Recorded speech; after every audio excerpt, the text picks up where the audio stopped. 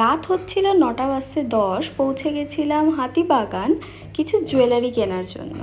আমার personally feel হয় যে জুয়েলারিগুলো অন্যান্য জায়গা থেকে হাতিবাগানে বেশ রিজনেবল প্রাইসে পাওয়া যায়। আর গিয়ে কালেকশানও ভীষণ ভালো পেয়েছিলাম, আমি এক্সপেক্ট করিনি যে এত ভালো কালেকশন পাবো।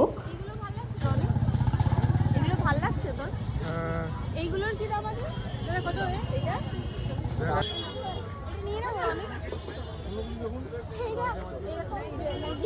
এইবার মার্কেটে গিয়ে যা বুঝলাম যে হাসুলি টাইপ সিলভার এই নেকলেসগুলো আর গোল্ডেন আর সিলভারের মধ্যেও খুব ট্রেন্ডিংয়ে ছিল, সব দোকানে আমি দেখতে পাচ্ছিলাম। এই জুয়েলারিটা আমার পার্টিকুলার খুব সুন্দর লেগেছিল, বাট কাকুটা একটুও দাম কমাচ্ছিল না। 300 টাকা তো 300 টাকাই ধরে রেখেছিল, বাট একটু আগে গিয়েই আমি এই জুয়েলারিটা ঠিক 200 টাকায় পারচেস করেছিলাম।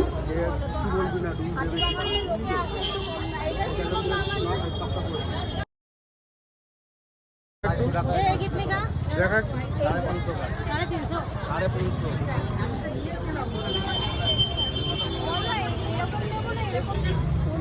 350।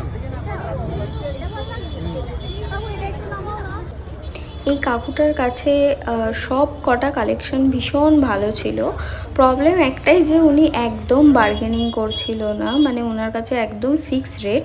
আর আমি যা বুঝলাম যে ওনার কাছে প্রত্যেকটা দোকান থেকে 50 রুপিস দাম বেশিই ছিল ওনার কাছে, তাই ওখান থেকে আমি একটাই পিস পিক করেছিলাম আর দেন আমি চলে আসি অন্য একটা শপে।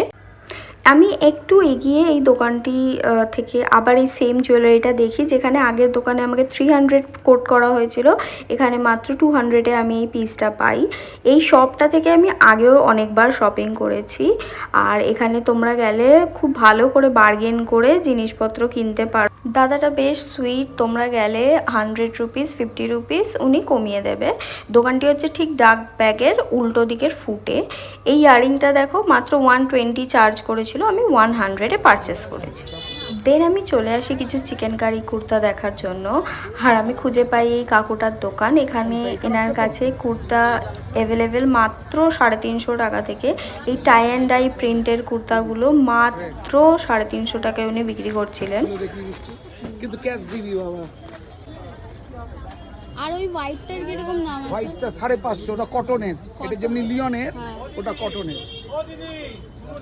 এই যে দেখ বাবা, একটা সাইজ দিয়ে দাও। কত বলে দাম? 350।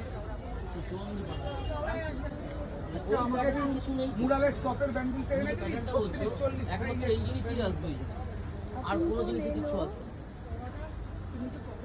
হ্যাঁ হ্যাঁ বুঝেছি।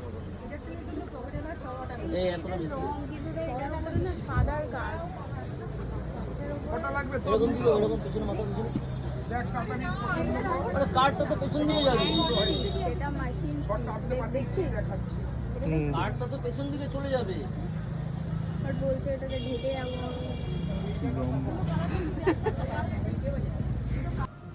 আর এই যে শর্ট কুর্তি এনার কাছে মাত্র 400 করে উনি বিক্রি করেছিলেন, তো তাই এখান থেকেও আমি একটা পারচেস করে নিই।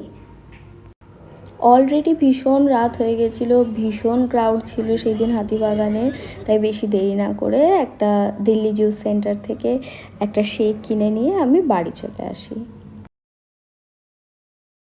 বাড়িতে চলে এসেছি, আর নেক্সট পার্টে অবশ্যই দেখাচ্ছি যে কী কী জিনিস কিনেছি, সো প্লিজ স্টে টিউনড।